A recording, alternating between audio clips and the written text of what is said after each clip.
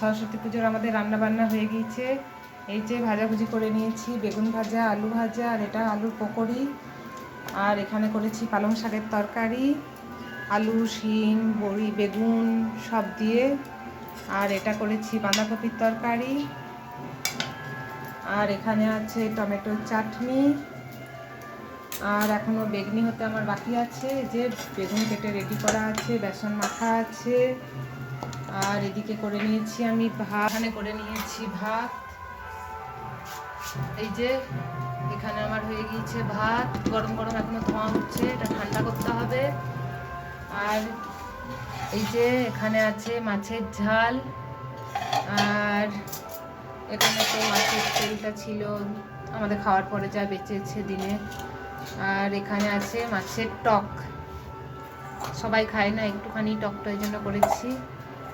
চলুন, টাটা।